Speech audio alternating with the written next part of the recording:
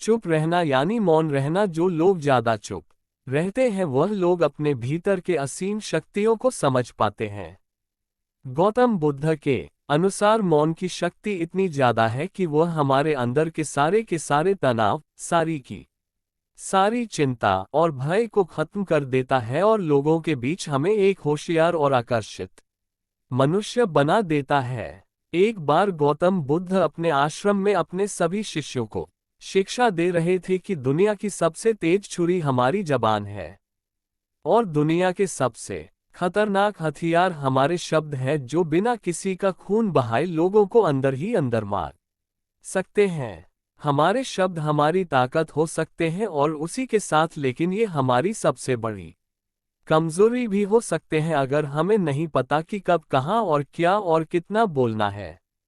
यदि हम सही समय पर सही इरादे के साथ सही शब्दों का प्रयोग करते हैं तो ये हमें एक सफल व्यक्ति बनाता है। लेकिन अगर हम सही समय पर सही इरादे से सही शब्दों का इस्तेमाल नहीं करते तो ये हमारे जीवन को नर्क से भी बदतर बना सकता है। तो दोस्तों, आज की स्टोरी के माध्यम से मैं आपको बताने वाला हूं कि चुप रहकर कैसे हम अपने जीवन को बदल सकते हैं। आपको चुप रहने की शक्ति का एहसास इस वीडियो में होने वाला है। तो चलिए ये कहानी शुरू करते हैं। प्राचीन समय की बात है। जापान में एक बहुत ही प्रसिद्ध बौद्ध भिक्षु रहा करते थे। उनका नाम रिसाई था। रिसाई अकेले रहते थे। दुनिया के शोर शराबे से दूर जंगल में वह रहते थे और वह बड़े ही ध्यानी और प्रभु भक्ति व्यक्ति थे। इसीलिए वह पूरे जापान में बहुत अधिक प्रसिद्ध थे। एक दिन एक राजकुमार रिसाई के पास आया और बोला, हे प्रिय भिक्षु, मैं हमेशा थका हुआ और निराश और परेशान महसूस करता हूँ। मेरा मन बहुत परेशान रहता है। हालांकि मेरे पास सब कुछ है, दौलत, शोहरत, सुख, सुविधा जो हर व्यक्ति चाहता है या पाने की इच्छा करता है, लेकिन फिर भी मेरे अंदर इतनी अशांति और चिंता क्यों है? रिसाई ने उसकी बात बहुत ही ध्यानपूर्वक सुनी और कुछ सोचने के बाद कहा, तुम इस प्रश्न का उत्तर जानते हो। तुमने कभी इस प्रश्न को हल करने की कोशिश नहीं की है। रिसाई ने आगे कहा, मैं एक रिसर्च करना चाहता हूँ। क्या तुम मेरा साथ उसमें दोगे? इस रिसर्च के बाद तुम्हारे जीवन में किसी भी तरह की अशांति और चिंता नहीं रहेगी। यह बातें सुनकर राजकुमार बहुत हैरान था। उसने रिसाई से कहा, बताए मुझे क्या करना होगा? अपने मन की शांति के लिए मैं कुछ भी करने को तैयार हूँ। राजकुमार की इन्हीं बातों को सुनकर भिक्षु ने कहा, तो फिर आप अगले 15 दिनों के लिए मेरे आश्रम में रहोगे और एक सामान्य व्यक्ति की तरह अपना जीवन व्यक्तित्व करोगे और इन 15 दिनों में तुम अकेले और चुपचाप रहोगे। जितना हो सके कम बोलोगे। राजकुमार उस भिक्षु की बातें सुनकर सहमत हो गया। पहले दिन राजकुमार को लगा कि उसका मन सामान्य से अधिक परेशान और विचलित है। उसके मन में तरह तरह के विचार आ रहे थे और वह आम लोगों की तरह जीवन जीने में असहज महसूस कर रहा था। उसे अंदर से बोलने की इच्छा हो रही थी लेकिन वह चुपचाप रहा। उसके मुंह से एक भी शब्द नहीं निकला, बस मन मार कर चुपचाप बैठा रहता। लेकिन रात होते होते उसके अंदर ही अंदर शांति का अनुभव होने लगा। उसके लिए यह अनुभव अजीब था। वह खुद से पूछ रहा था कि वह अंदर ही अंदर इतना खुश क्यों है और उसकी आंतरिक बेचैनी और उसकी चिंता कम क्यों होने लगी है। अगले दिन राजकुमार अकेला चुपचाप बैठा रहा और वह प्रकृति को निहार रहा था। वह पौधों को, फूलों को, आकाश में उड़ रहे पक्षियों को वह निहार रहा था। वह अपने जीवन में पहली बार यह अद्भुत दृश्य महसूस कर रहा था कि उसके पास कितनी सुंदरता है। वह दिन भर प्रकृति की सुंदरता को निहारता रहता और उसकी ताजगी को महसूस करता रहता। इसी तरह से 10 दिन हुए और उसके मन की सारी बेचैनी, सारी हलचल, सारी उथल पुथल और सारा तनाव गायब हो गया। 11वें दिन की सुबह राजकुमार फिर एकांत में बैठ गया और कुछ मिनट में उसकी आंखें अपने आप बंद हो गई और वह गहरे ध्यान में चला गया। वह पूरे दिन वहीं पर आंखें बंद करके बैठा रहा और गहरे ध्यान में डूबा रहा। ना कोई शब्द, ना कोई चिंता, राजकुमार भीतर से असीम शांति और आनंद से भर गया। राजकुमार अपने बाकी के 4 दिन इसी तरह से ध्यान में बिताने के 15 दिन बाद रसाई के सामने प्रस्तुत हुआ और उनको प्रणाम करके बोला, प्रिय भिक्षु, मुझे उत्तर मिल गया कि मेरे मन में इतनी उथल पुथल और चिंता क्यों थी।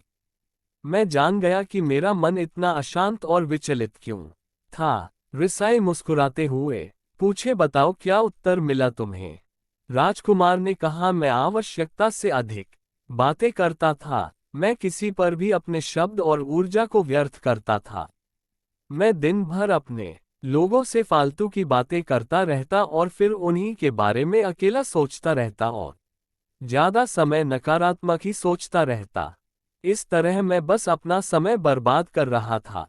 ज्यादा बोलने और नकारात्मक सोचने की वजह से मेरा मन अशांत और बेचैन हो रहा था और इसी वजह से मैं किसी भी काम को ठीक से नहीं कर पा रहा था, जिसकी वजह से मैं हर काम में असफल होने लगा और फिर इन्हीं लगातार मिलने वाली असफलताओं की वजह से ही मैं और भी उदास और चिड़चिड़ा हो गया था। इन्हीं सभी चीजों की वजह से मेरा जीवन नष्ट हो रहा था। लेकिन यहाँ पर बीते हुए 15 दिन मेरे लिए पूरी तरह से अलग थे। मुझे कुछ अलग ही एहसास यहाँ पर हो रहा था।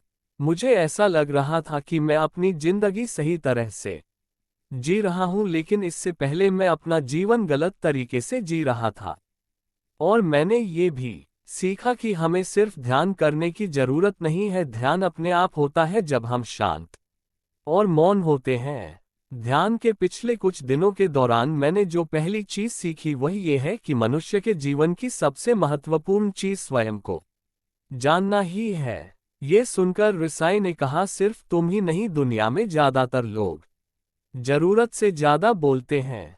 आज भी लोग ज्यादातर समय केवल एक दूसरे को नीचा दिखाने के लिए ही बोलते हैं।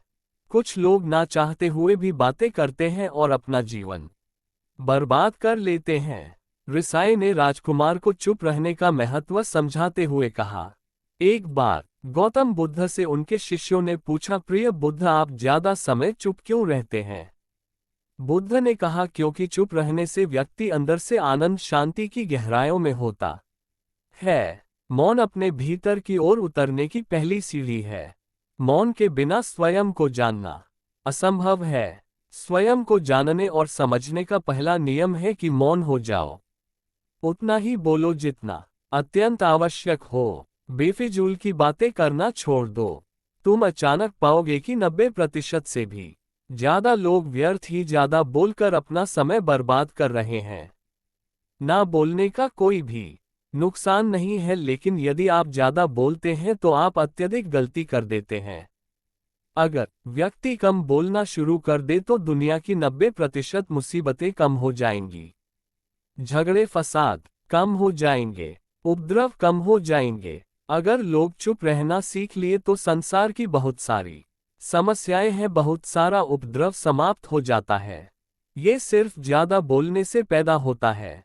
सारी बात मौन सीखने की है। जब तुम नहीं बोलते तब तुम एकांत में अकेले हो गए, भीड़ में भरे बाजार में खड़े होकर भी नहीं बोलते तो तुम हिमालय की शिखर में पहुंच गए। जिसने मौन की कला जान ली वह भीड़ में भी अकेले होने की कला जान लेता है। एकांत में तो आदमी स्वर्ग में है। दूसरे की उपस्थिति ही बेचैनी पैदा करती है। पहले तुम्हें चुप रहने की शक्ति को धारण करना होगा, इससे तुम अधिकतर ऊर्जा को बचा लोगे और फिर उस स्थिति में पहुंच जाओगे कि तुम कभी भी ज्यादा नहीं बोल पाओगे। अगर तुम किसी की यहाँ पर जा रहे हो और परेशान हो जाओ तो ऐसे में उचित है कि आंखें बंद कर लो और अपने में खो जाओ। वहां से आपको ताजगी महसूस होगी, क्योंकि तुम्हारे अंदर ही जीवन का वह स्रोत छिपा हुआ है। वह किसी दूसरे में नहीं है। इसके बाद राजकुमार रसाई से पूछते हैं, आखिर कौन हमें अपने अंदर तक ले जाएगा? यह बातें सुनकर रसाई कहते हैं, तुम्हें स्वयं ही अपने अंदर उतरना होगा और वहीं से परम राज्य जीवन का आनंद ले पाओगे। आनंद का यहीं से जन्म हुआ है। यहीं से तो मौत में डूब जाओगे। यहीं से तुम्हारा सूरज उदय होगा और यहीं से अस्त होगा। इसी प्रकार तुम बार बार चुटकी लगाओ, जब भी तुम चुटकी लगाकर वहां से लौटोगे तो पाओगे कि फिर तुम्हारे जीवन में एक ताजगी भरी नई संपदा मिली है। और इस नई शक्ति के जन्म होने से तुम्हारी थकान चली जाएगी, उदासी चली जाएगी और चिंता चली जाएगी। जैसे कोई स्नान करके लौटता है तो शरीर शीतल हो जाता है, शांत हो जाता है, ऐसे ही जब भीतर से साफ होकर वापस आता है, मौन में स्नान करके लौटता है तो समस्त अस्तित्व व्यक्तित्व शांत और मौन हो जाता है, आनंदित हो जाता है। जब तुम आंतरिक मौन की उस पराकाष्ठा पर पहुंच जाओगे तब तुम पाओगे कि बोलने से भी तुम्हारा मौन खंडित नहीं होता है, वह बना ही रहता है। उसकी एक अंतर धारा लगातार तुम्हारे भीतर बहती रहती है। तुम बोलते हो, तुम शब्दों का उपयोग भी करते हो, लेकिन वह तुम्हारे मन को खंडित नहीं कर पाती। एक बार गहरी मौन में स्थिर हो जाओ, फिर तुम्हारी वाणी में भी मिठास आ जाएगी। तुम्हारा बोलना संगीत पूर्ण होगा, तुम्हारा बोलना सत्य होगा। तुम बोलोगे तो दूसरों पर भी शीतलता छा जाएगी। जैसे ही तुम अंदर से चुप होते हो, तुम इतने शक्तिशाली होने लगते हो कि समाज की निर्भरता तुम छोड़ने लगते हो और तुम्हारे जीवन में एक मस्ती आती है जो कि केवल दीवानों के जीवन में होती है। तुम्हारे चेहरे पर एक नई रौनक आ जाती है तो तुम्हारी आंखें किसी अमृत के समान हो जाती हैं और तुम अनंत शांति के समुद्र में डूबने लगते हो। इतना कहकर भिक्षु ऋषि ने अपनी बात खत्म की और वह मौन में चले गए। राजकुमार उनका धन्यवाद करके अपने महल में चला गया। दोस्तों, आपने भी अनुभव किया होगा कि बहुत ज्यादा बात करने से दिमाग अशांत हो जाता है, जिससे हम अपने दिमाग पर नियंत्रण खो देते हैं और साथ ही अपना ध्यान भी खो देते हैं। जो लोग बहुत ज्यादा बोलते हैं उनके पास किसी एक काम पर ध्यान केंद्रित करने की काबिलियत नहीं होती। वह अपने किसी भी लक्ष्य पर पूरी तरह से ध्यान केंद्रित नहीं कर पाते। अगर हमारा दिमाग एक जगह केंद्रित नहीं है तो हम जीवन की सच्चाई नहीं समझ पाते और ना ही मनचाही सफलता कभी हासिल कर पाएंगे। इसके अलावा भी आपने देखा होगा कि जो लोग अधिक बोलते हैं वह अक्सर लोगों के बीच हंसी का पात्र बन जाते हैं, और जो लोग कम बोलते हैं और अपनी बात पर कायम रहते हैं उन्हें लोगों से सम्मान मिलता है। लोग उनकी बातों को सुनते हैं और उन पर भरोसा भी करते हैं। जो लोग जरूरत से अधिक बोलते हैं और अपने विचारों के बारे में पक्के नहीं होते, उनका दिमाग अस्थिर और विचलित रहता है, शोर से भरा रहता है, और एक अशांत दिमाग वाला व्यक्ति जीवन में किसी भी चीज में सफल नहीं हो पाता, क्योंकि वह किसी भी काम में फोकस नहीं कर पाता। यदि किसी व्यक्ति को ये पता है कि उसे कब कहाँ और क्या बोलना है तो वह व्यक्ति सच में बहुत बुद्धिमान है, और ऐसा व्यक्ति जहां भी जाता है उसका व्यक्तित्व आकर्षक का केंद्र बन जाता है, और वह जो कुछ भी करता है उसमें बहुत शक्ति होती है।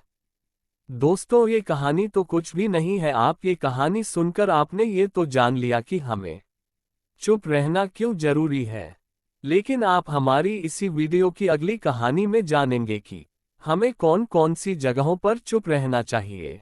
तो चलिए ये कहानी शुरू करते हैं। आश्रम के सभी शिष्य जब कामों में लगे होते थे तो एक शिष्य कोने में बैठा चुपचाप अपने आप में खोया रहता था। वह अक्सर किसी से ज्यादा बात नहीं करता था। आश्रम की सभी जिम्मेदारियां पूरी करने के बाद जहां सभी शिष्य पूरे दिन की घटनाओं की चर्चा करने लगते हैं, वहीं पर वह शांत रहने वाला बच्चा एक बरगद के पेड़ के नीचे बैठकर ध्यान करने लगता। सभी बच्चों को आश्चर्य होता था क्योंकि उसका कोई दोस्त नहीं था। वह अक्सर आश्रम में अकेला ही घूमता रहता था। ये देखकर उसके गुरु को बड़ी प्रसन्नता होती थी। उसे लगता था कि कोई तो है आश्रम में जो मौन यानी कि चुप रहने की ताकत को समझता है, उसके महत्व को समझता है। आश्रम के बारे में जब भी कोई जरूरी निर्णय लेना होता उसकी राय जरूर लिया करते थे, लेकिन यही बात गुरुजी के एक दूसरे शिष्य को बड़ी खटकती थी क्योंकि वह गुरुजी का प्रिय शिष्य बनना चाहता था। इसीलिए वह गुरु जी के सामने दूसरे बच्चों के कामों में कुछ न कुछ कमियां निकालता रहता था, जिससे गुरुजी उसे महान समझने लग जाए। अक्सर वह अपनी जिम्मेदारियां पूरी तरह से निभाने का दिखावा भी करता, चाहे उससे कोई सलाह ना भी मांगे, लेकिन फिर भी वह उन्हें अपनी सलाह देता रहता था। वह बहुत ही बातूनी शिष्य था। वह आश्रम के दूसरे सभी शिष्यों में बहुत प्रसिद्ध भी था, क्योंकि वह सबसे हंसी मजाक करता रहता था, उनसे दिन भर बातें करता रहता था, इसीलिए उसकी सबसे दोस्ती हो गई थी। लेकिन जब आश्रम के गुरु उसकी राय ना लेकर दूसरे शिष्यों की राय लेते थे तो ये बात उसे बड़ी खटकती थी। उसे ये लगता था कि वह उस दूसरे शिष्यों से ज्यादा बुद्धिमान है, लेकिन गुरुजी फिर भी उसकी तरफदारी करते हैं। ऐसा नहीं था कि गुरुजी को बातूनी शिष्य के स्वभाव के बारे में पता नहीं था, लेकिन गुरुजी उसे अपने तरीके से सीख देना चाहते थे, ताकि कि ज्यादा बोलने की आदत, दिखावा करने की आदत, दूसरों में कमियां निकालने की आदत हमेशा हमेशा के लिए खत्म हो जाए और वह मौन रहकर ध्यान की गहराइयों को छू पाए। असल में हर सच्चे गुरु की यही इच्छा होती है। वह किसी तरीके से उस बातूनी शिष्य को एहसास कराना चाहते थे कि चुप रहने से ही उसे असीम सत्य को जाना जा सकता है। उस विराट का एहसास चुप होकर ही किया जा सकता है। एक दिन गुरुजी को एक तरीका सूझा। उन्होंने आश्रम के सभी बच्चों को अपने पास बुलाया और कहा कि मैं तुम सभी को दो दो हिस्सों में बांटकर अलग अलग गांवों में भिक्षा मांगने के लिए भेज रहा हूं, और जो भी दो बच्चे सबसे ज्यादा भिक्षा मांग कर लाएंगे, उन दोनों को आश्रम की सभी जिम्मेदारियां निभाने का मौका दिया जाएगा। अपनी बात जारी रखते हुए गुरुजी ने बताया कि भिक्षा मांगने से हमारा अहंकार खत्म होता है, इसीलिए हर शिष्य पूरे मन से भिक्षा मांगे, कोई भी इस काम को औपचारिकता में न ले, वरना तो वह अपने जीवन का बहुत बड़ा ज्ञान खो देंगे। आश्रम के गुरुजी ने जानबूझकर बातूनी शिष्य और चुप रहने वाले शिष्य की जोड़ी बना दी। बातूनी शिष्य के मन में सिर्फ एक ही बात चल रही थी कि इस बार उसे मौका मिला है और इस बार वह गुरुजी को दिखा देगा कि वह चुप रहने वाले शिष्य से कितना ज्यादा प्रतिभावान है। दोनों शिष्यों ने आपस में अपनी सहमति से निर्णय लिया कि दोनों गांव के अलग अलग जगह से भिक्षा मांगना शुरू करेंगे, ताकि भिक्षा मांगने का काम जल्दी खत्म किया जा सके। चुप रहने वाला शिष्य हर द्वार पर जाकर अपने हाथ जोड़कर अपना भिक्षा का पात्र उनके सामने कर देता। उसके चेहरे पर एक सादगी और उसकी आंखों में एक एकांत होता था, जिससे भिक्षा देने वाले उसे भिक्षा देकर अपने आप को अनुग्रहित समझते थे। वहीं पर दूसरा बातूनी शिष्य हर द्वार पर जाकर उनको कुछ न कुछ ज्ञान देने लगता था, जिससे ज्यादातर लोग उसे बिना भिक्षा दिए ही लौटा देते थे। पूरे गांव में भिक्षा मांगकर जब दोनों गांव के बीच में मिले तो बातूनी शिष्य ने देखा कि चुप रहने वाले शिष्य के पास उससे दुगुनी भिक्षा थी।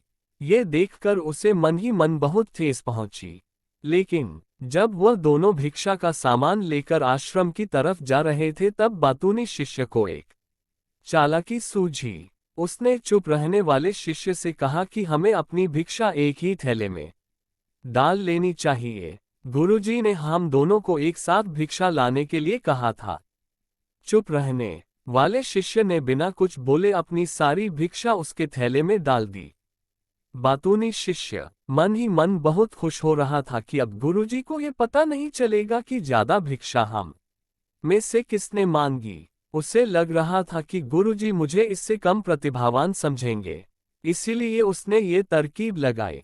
सभी शिष्यों के आने के बाद संध्या के समय जब सभी की भिक्षा ली गई तो इन दोनों शिष्यों की भिक्षा सबसे ज्यादा निकली। गुरुजी ने इन दोनों का अभिवादन करते हुए आश्रम के सभी बच्चों के सामने उनकी पीठ थपथपाते हुए उन्हें मुबारकबाद दी और कहा कि मैं आश्रम का कार्यभार तुम दोनों को नहीं सौंप सकता। इससे आपसी मतभेद होने का खतरा रहता है, इसीलिए तुम दोनों में से जो ज्यादा भिक्षा लेकर आया है, आश्रम की जिम्मेदारी उससे ही सौंपी जाएगी। जब उन्होंने उनसे पूछा कि तुम में से ज्यादा भिक्षा कौन मांग कर लाया था, तो बातूनी शिष्य ने कहा कि गुरुजी मैं इससे दुगनी भिक्षा मांग कर लाया था, लेकिन मुझसे गलती हो गई कि मैंने वह दोनों भिक्षा एक ही थैले में डाल ली। मुझे नहीं पता था कि आप ऐसा निर्णय लेने वाले हैं। वरना तो मैं अपनी भिक्षा का थैला अलग ही रखता। इस पर गुरुजी ने चुप रहने वाले शिष्य से पूछा कि क्या तुम इसकी बात से सहमत हो? क्या तुम इससे कम भिक्षा लेकर आए थे? यह सुनकर चुप रहने वाले शिष्य ने कहा कि गुरुजी, मेरे पास ऐसा कोई साधन नहीं है जिससे मैं ये साबित कर पाऊं कि मैं इससे ज्यादा भिक्षा लेकर आया था। असल में यह उल्टा बोल रहा है, दुगनी भिक्षा में लेकर आया था। यह मुझसे आधी भिक्षा लेकर आया था और इसी ने ही मुझसे भिक्षा एक थैले में डालने की बात कही थी। आश्रम से कुछ दूरी पर एक पहाड़ी थी जिसके पीछे सूरज अभी अभी संध्या के समय ढल रहा था। गुरुजी को तो पता था कि सच कौन बोल रहा है, लेकिन बाकी बच्चों के सामने सच साबित करने के लिए उन्होंने उन दोनों से एक सवाल पूछा कि पीछे पहाड़ी पर तुम्हें क्या दिखाई दे रहा है? ये सुनकर वाचाल शिष्य झट से बोल पड़ा कि गुरुजी, पहाड़ी के पीछे सूरज अपना रंग बिखेर रहा है, आसमान में लालिमा छाई हुई है। ये बहुत ही सुंदर दृश्य है। वह तो और भी बहुत कुछ कहना चाहता था, लेकिन गुरुजी ने उसे चुप करते हुए दूसरे शिष्य से जवाब जानने के लिए जब उसकी तरफ देखा तो उसकी आंखों में आंसू भरे हुए थे। श्रद्धा, भक्ति और प्रेम से उसकी आंखें भर आई थी। गुरुजी ने सभी बच्चों को संबोधित करते हुए कहा कि मैंने सवाल किया था कि पहाड़ी के पीछे तुम्हें क्या दिखाई दे रहा है? ज्यादातर लोगों को यही दिखाई देगा कि एक बहुत सुंदर दृश्य है, लेकिन मजे की बात यह है कि सुंदरता बोलकर नहीं बताई जा सकती, उसे महसूस किया जा सकता है और सामने वाला उस सुंदरता को आपकी आंखों में देख पाता है। चुप रहने वाले शिष्य की तरफ इशारा करते हुए गुरुजी ने कहा कि असल में सुंदरता इसी बच्चे ने देखी है। दूसरे बच्चे ने सिर्फ सुंदरता की व्याख्या की है, लेकिन इसने वास्तविकता में उस सुंदरता को महसूस किया है। अपने आप को ऊंचा दिखाने की सभी कोशिशें नाकाम होती देख वाचाल शिष्य वहीं पर फूट फूट कर रोने लगा। उसको चुप कराते हुए गुरुजी ने कहा कि बेटा, मुझे पहले से पता था कि तुम झूठ बोल रहे हो, लेकिन मैं तुम्हें उस झूठ का एहसास कराना चाहता था। सभी बच्चों को संबोधित करते हुए गुरुजी ने बताया कि शब्द जाल की तरह होते हैं। हमारे ज्यादा बोलने की वजह से बहुत सारी समस्याएं पैदा होती हैं। जब कोई आदमी एक बात को बढ़ा चढ़ाकर बोल देता है तो उसे सिद्ध करने के लिए वह शब्दों के जाल में फंसता चला जाता है, और इसी वजह से अंतर्मुखी होने की बजाय वह बहिर्मुखी होता चला जाता है। वहीं पर जिस भी व्यक्ति को अपनी अंतर यात्रा करनी होती है, उससे सबसे पहले चुप रहना सीखना होता है। जरूरत से ज्यादा बोलना या फिर हर वक्त बोलते ही रहना, ये सब हमारी अंतर यात्रा में बाधा बन जाती है। जब आप चुप रहने का अभ्यास करते हैं तो आप अपने साथ वक्त बिताने लगते हैं, जिससे कि आप अपने एकांत को जान पाते हैं, और एक बार अगर मन में एकांत स्थापित हो जाए तो आपकी आंखों में, आपके चेहरे पर वह सादगी, वह एकांत, वह स्पष्टता की झलक सब कुछ सामने नजर आने लगता है। कुछ साबित करने को नहीं रह जाता, कुछ बताने को नहीं रह जाता, सब कुछ आंखों में देखा जा सकता है। चुप रहने वाले शिष्य की तरफ इशारा करते हुए गुरु जी ने कहा कि अभी जो दृश्य है इस बच्चे ने देखा, वह ज्यादा बोलने वाला आदमी कभी नहीं देख पाएगा। वह अपनी बुद्धि से तर्क वितर्क करता रहेगा कि उसे क्या क्या दिखाई दे रहा है, लेकिन उसमें से वह महसूस कुछ भी नहीं कर पाएगा। उसे दिखाई दे जाएंगे पहाड़, सूरज या फिर उसकी लालिमा, लेकिन उस सुंदरता को, उस रात को, उस अद्वैत को वह कभी नहीं देख पाएगा। अगर चुप रहने की कला सीखनी है तो तुम्हें सबसे पहले एक बात ध्यान रखनी होगी कि तुम्हें किसी को भी प्रभावित करने की कोशिश नहीं करनी है। ज्यादातर लोग इसी वजह से ज्यादा बोलते हैं क्योंकि वह दूसरों को प्रभावित करना चाहते हैं, अपने आप को साबित करना चाहते हैं, और उस साबित करने के चक्कर में अब शब्दों के जाल में फंसते चले जाते हैं और धीरे धीरे वही उनकी आदत बन जाती है। अगर कोई व्यक्ति दूसरों को प्रभावित करना चाहता है तो वह कितने लोगों को प्रभावित कर पाएगा? उसकी यह भूख बढ़ती जाएगी और वही संसार में सभी को कभी भी प्रभावित नहीं कर पाएगा। इसलिए यह समझने की बात होती है कि बहिर्मुखी होने की बजाय हम अंतर्मुखी होकर अपने आप को समझ सकते हैं। अपनी बातों को खत्म करते हुए गुरुजी ने अपना आखिरी संदेश दिया। उन्होंने बताया कि अगर कोई व्यक्ति ज्यादा समय तक चुप नहीं रह सकता तो उसे थोड़े समय से अभ्यास करना चाहिए। निश्चित संकल्प लेकर किसी व्रत की भांति दिन में कुछ समय या फिर हफ्ते में कुछ समय या फिर एक दिन चुप रहने का अभ्यास जरूर किया जाना चाहिए। इससे हमारी चुप रहने की आदत धीरे धीरे खुद ब खुद बन जाती है।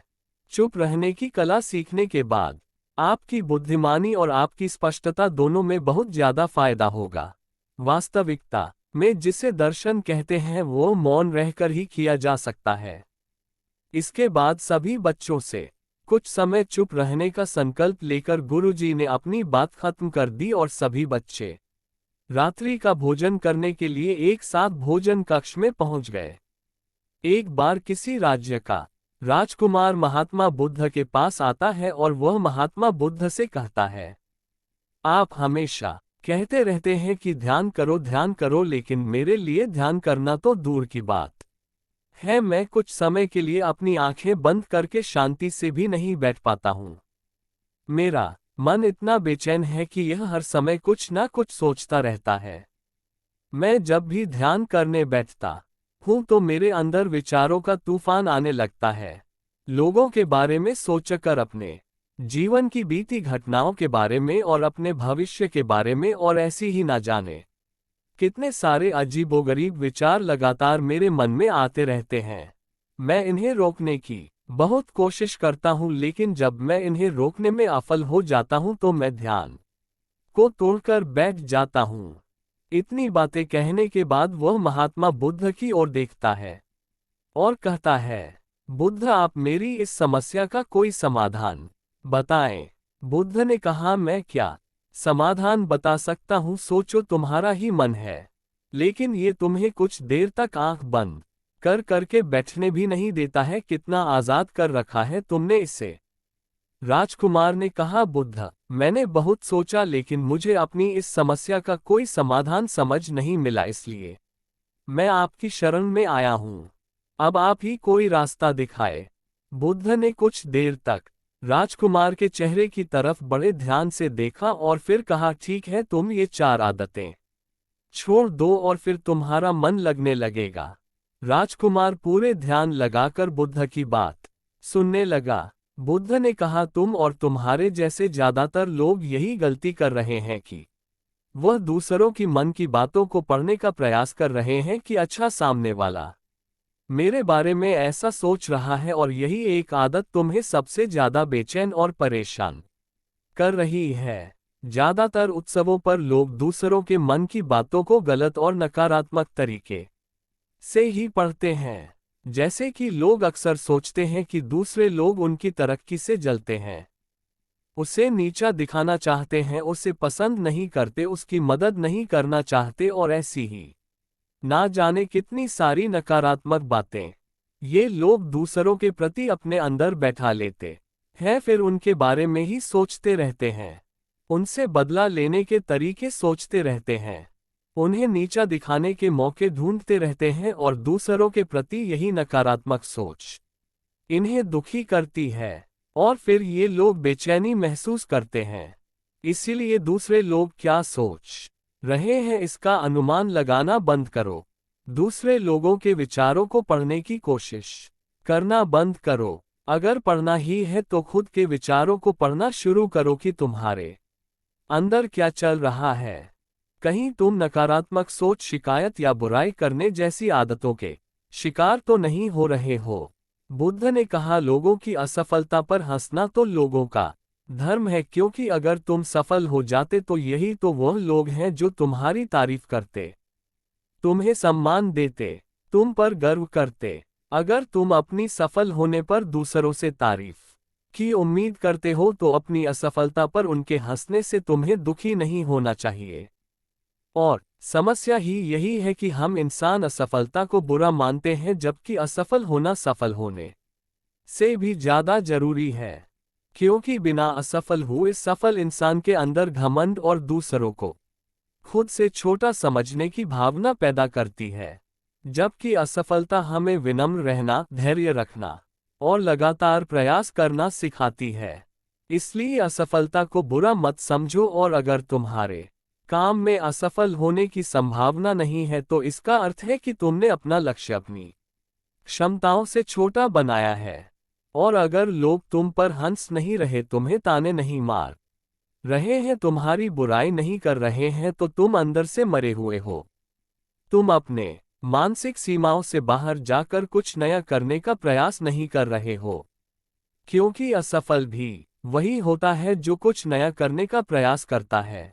और एक बात हमेशा याद रखना, अगर तुम्हारे अंदर असफल होने का साहस नहीं है तो कभी भी तुम बड़ा लक्ष्य हासिल नहीं कर सकते जो तुम करना चाहते हो। इसलिए असफल होने और लोगों के हंसने से डरना बंद कर दो। बुद्ध ने आगे कहा, लोगों को लगता है कि वह समय को काट रहे हैं, लेकिन असल में समय हर बार उन्हें काट रहा है। लोगों के द्वारा समय को व्यर्थ के कामों में बर्बाद करने का केवल एक ही कारण है, और यह है कि उन्हें लगता है कि उनके पास बहुत समय है। जबकि सच्चाई यह नहीं है, क्योंकि उनसे पहले वाले लोगों को भी यही लगता था कि उनके पास बहुत समय है, लेकिन उन्हें पता नहीं चल पाया कि कब समय बीत गया और उनका बुलावा आ गया। और जब तक उन्हें अपनी गलती का एहसास हुआ तब तक समय उनके हाथ से निकल चुका था। बस पश्चाताप रह गया था कि सारा जीवन व्यर्थ के कामों में बर्बाद कर दिया, और फिर वह चले गए इस दुनिया से बिना खुद को जाने, बिना इस जीवन की सच्चाई को समझे। इसलिए जब तक ये जीवन है, इसे अच्छे कामों में लगाओ, खुद को जानने में, दूसरों की मदद करने में, लोगों को सही राह दिखाने में, मानवता के कल्याण में। और दूसरी बात, समय को बर्बाद करने से आज तक किसी को खुशी नहीं मिली है। हालांकि समय काटने से तुम्हें क्षणिक खुशी तो महसूस हो सकती है, लेकिन जब तुम्हें होश आता है और तुम देखते हो कि कितना सारा समय बर्बाद किया जा चुका है, तब तुम्हें खुद पर क्रोध आता है और तुम पश्चाताप के भाव से भर जाते हो। और फिर यही पश्चाताप का भाव तुम्हारे अंदर तनाव पैदा करता है और तुम बेचैन हो जाते हो और लगातार अपनी उस गलती के बारे में सोचते रहते हो। फिर तुम्हारा किसी भी काम में मन नहीं लगता और तुम उदास रहने लगते हो, और यह चक्र लगातार चलता रहता है, जिसकी शुरुआत हुई थी समय को काटने से। इसलिए समय को काटना बंद करो और वह करना शुरू करो जो जरूरी है। बुद्ध ने कहा, असल में दूसरों से खुद की किसी भी चीज में तुलना करना ही व्यर्थ है।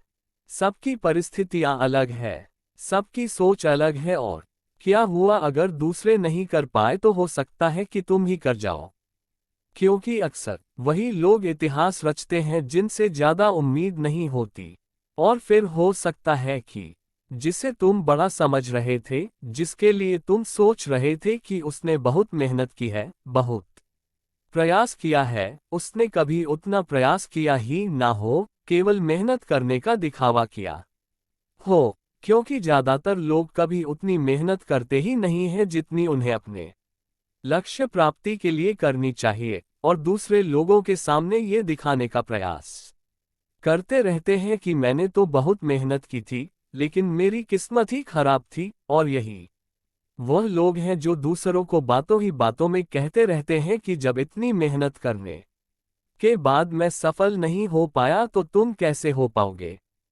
लेकिन अंदर ही अंदर यह इस बात को जानते हैं कि उन्होंने कभी उतनी कोशिश नहीं की थी जितनी उन्हें करनी चाहिए थी।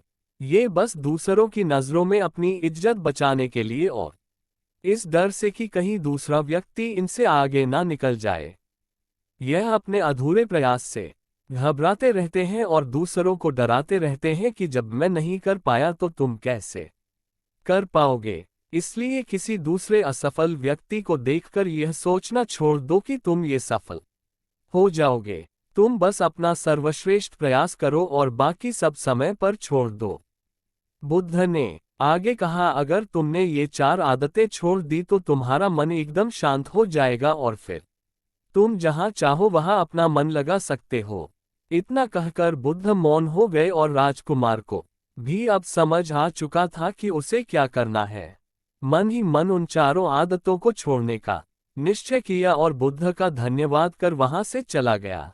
दोस्तों, इस कहानी से हमें ये शिक्षा मिलती है कि हमें यह नहीं सोचना चाहिए कि लोग मेरे बारे में क्या सोच रहे हैं। अगर मैं कोई काम करता हूं तो लोग उस काम को लेकर हंसेंगे। इसके अलावा हमें अपना व्यर्थ ही समय बर्बाद नहीं करना चाहिए। इसके अलावा हमें कभी भी यह नहीं सोचना चाहिए कि अगर किसी व्यक्ति से कोई काम नहीं हो पाया है तो मैं उसे नहीं कर पाऊंगा।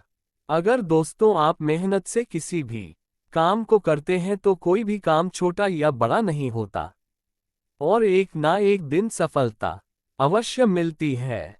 हरीश की एक पत्नी थी जो बहुत बोलती थी और वह उसके ज्यादा बोलने से बहुत परेशान था। हरीश को पता चला कि जंगल में एक महात्मा आए हुए हैं। वह अपनी पत्नी को उनके पास लेकर जाता है और कहता है कि मुनिवर कृपा करके आप इसे समझाए। ये बहुत बोलती है, मेरे मना करने के बाद भी इसका दिन भर इसका मुंह चलता ही रहता है।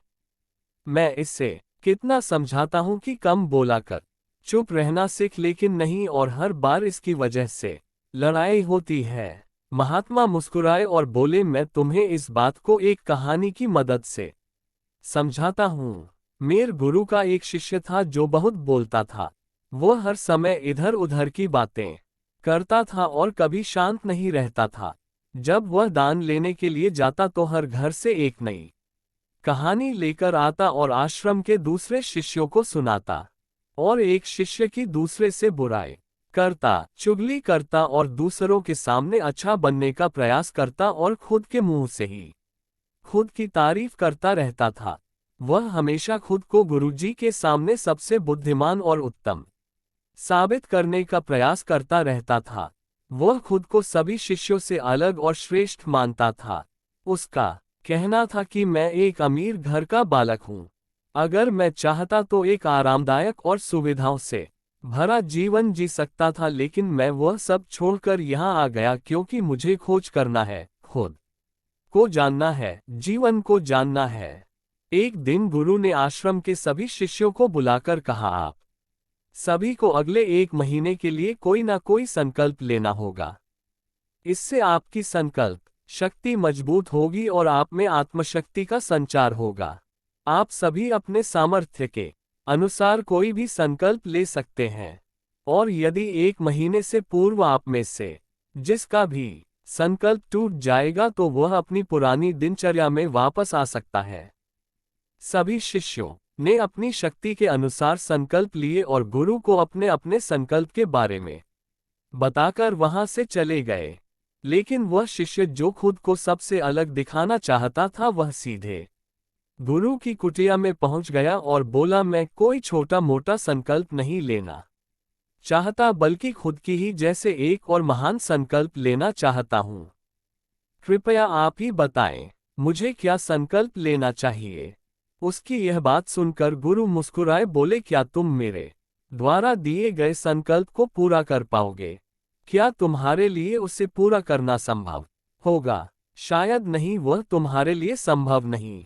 तुम उसे पूरा नहीं कर पाओगे, इसलिए तुम खुद ही कोई संकल्प ढूंढो। शिष्य ने कहा, नहीं गुरुदेव, आप जो भी संकल्प मुझे देंगे मैं जरूर उसे पूरा करूंगा।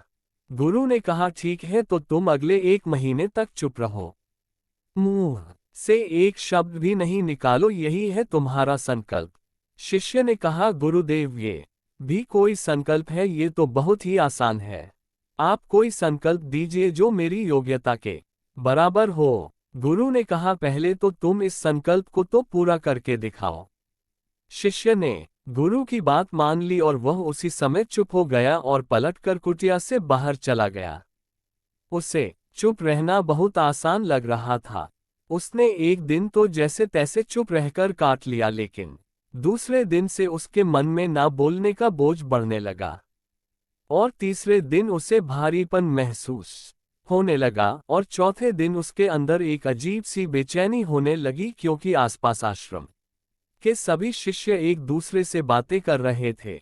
वह भी अपना पक्ष उनके सामने रखना चाहता था, उनकी बोलती बंद कर देना चाहता था, लेकिन उसका संकल्प उसके आगे आ रहा था, इसलिए वह पूरे दिन सिर्फ आंखें बनाता।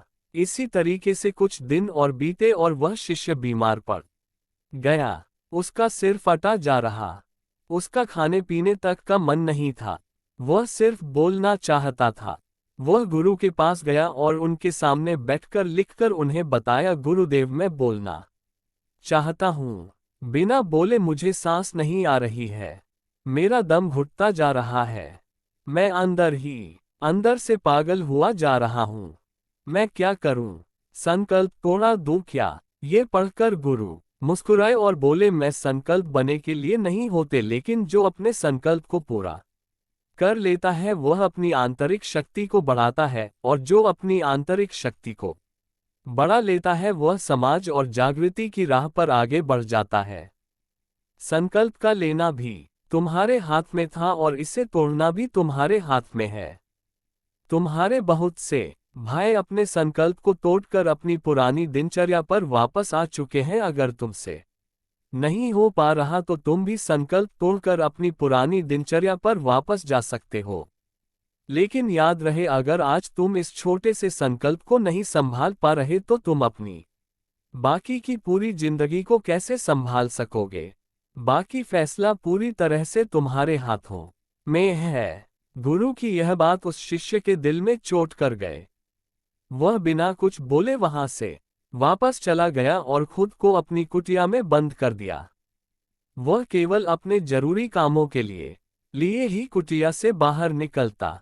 बाकी सारे समय कुटिया के अंदर ही बैठा रहा। 15 दिन बीत चुके थे और आश्रम के लगभग सभी शिष्यों का संकल्प अब तक टूट चुका था, लेकिन उसका संकल्प अभी भी जारी था। संकल्प लेने के बाद से अब तक उसने एक शब्द भी नहीं बोला। सारा आश्रम हैरान था कि इतना बोलने वाला इंसान चुप कैसे हो सकता है।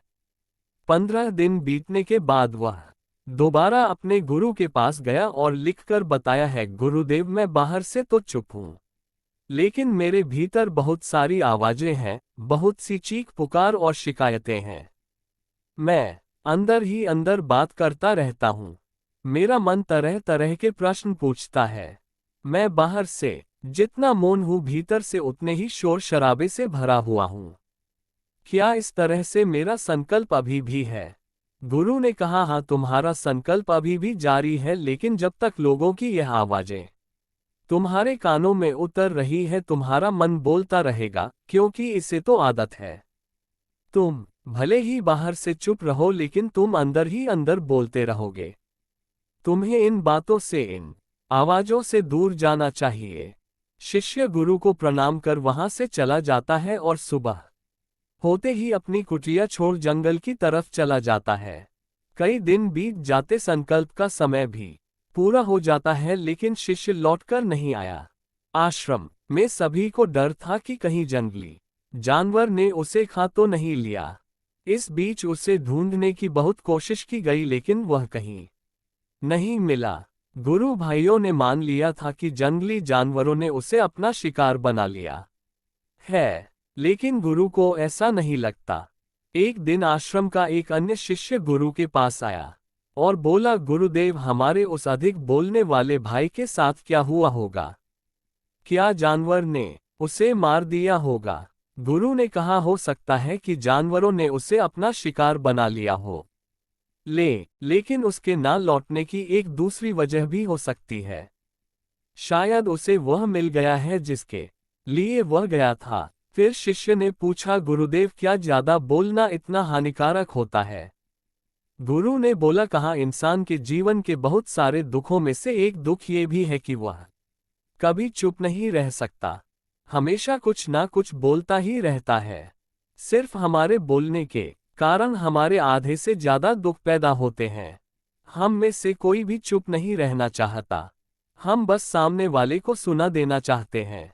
जो भी हमारे मन में है सब निकाल कर उसके मन में बैठा देना चाहते हैं।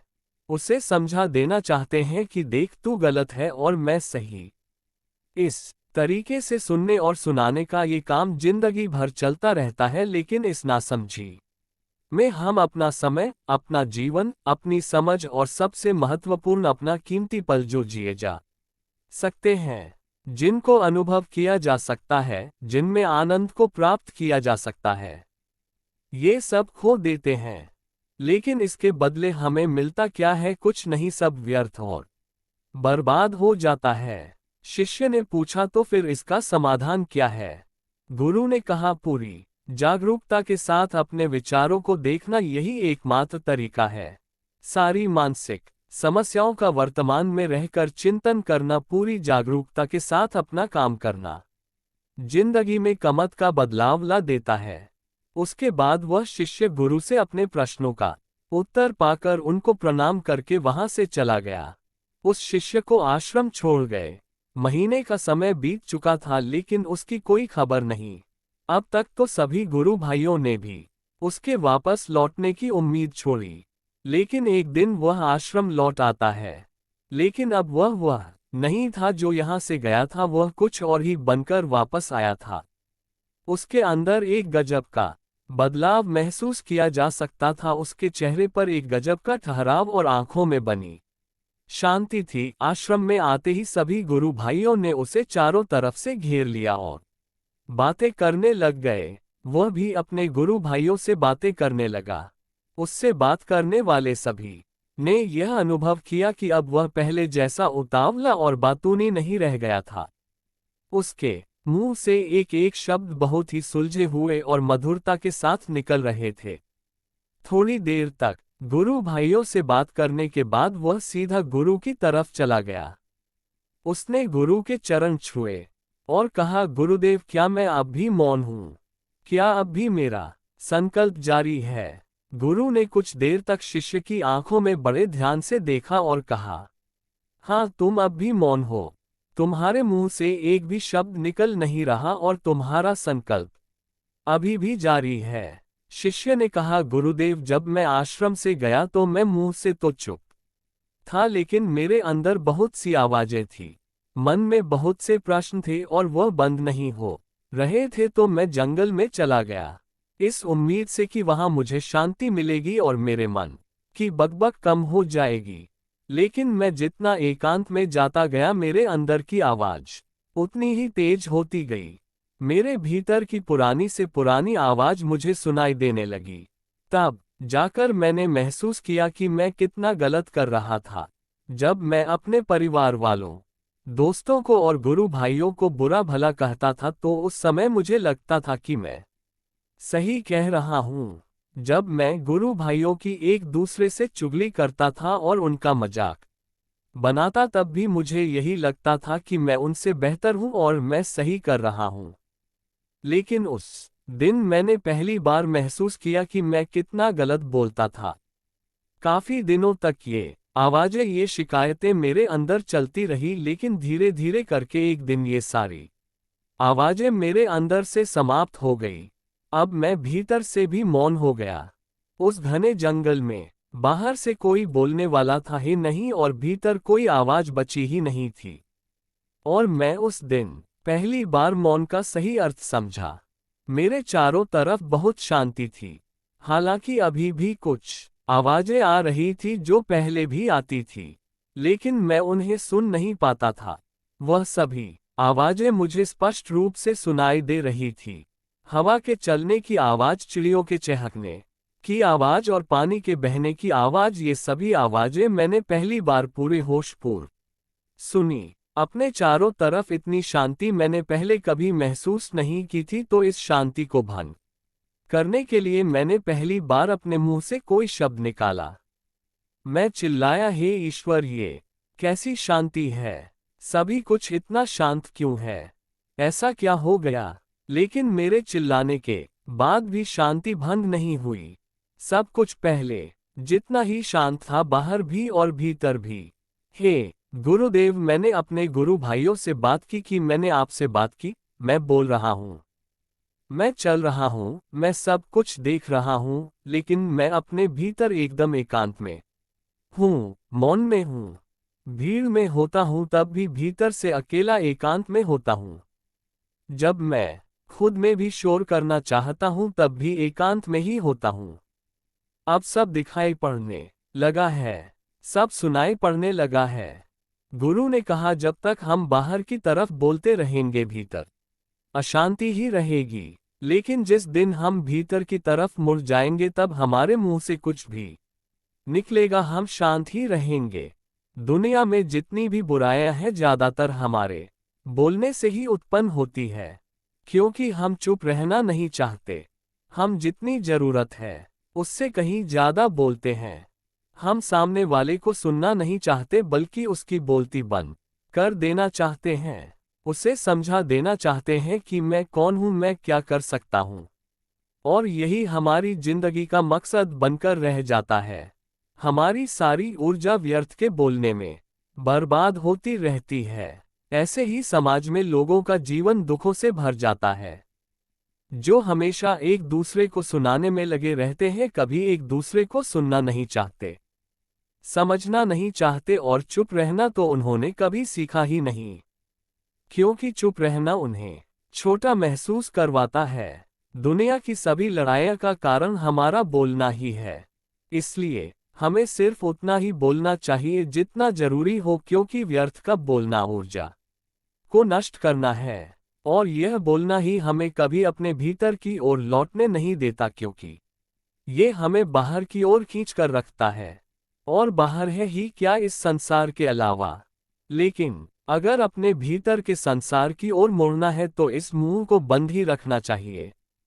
इसलिए जितने भी बुद्ध हुए, आत्मज्ञानी हुए, वह सभी एकांत की ओर भागे ताकि उन्हें ज्यादा ना बोलना पड़े, ज्यादा सुनना ना पड़े। वह एकांत में रहे और शांत रहे, इसीलिए आसानी से भीतर की यात्रा कर पाए। लेकिन अगर कोई चाहे तो इस संसार में रहकर भी एकांत में रह सकता है, शांत रह सकता है, लेकिन इसके लिए उन्हें अपनी ऊर्जा बचानी होगी, जिसे वह अब तक अपने व्यर्थ के शब्दों में बर्बाद कर रहे थे। दोस्तों, इस कहानी की सीख यही है कि व्यर्थ का बोलना ऊर्जा को नष्ट करना है। ज्यादा और व्यर्थ बोलना ही हमें अपने भीतर की ओर लौटने नहीं देता, क्योंकि यह हमें बाहर की ओर झुकाए रखता है। और जिन्हें भीतर की यात्रा करनी है उन्हें अपने मुंह को बंद ही रखना चाहिए। धन्यवाद। नमो बुद्धाय।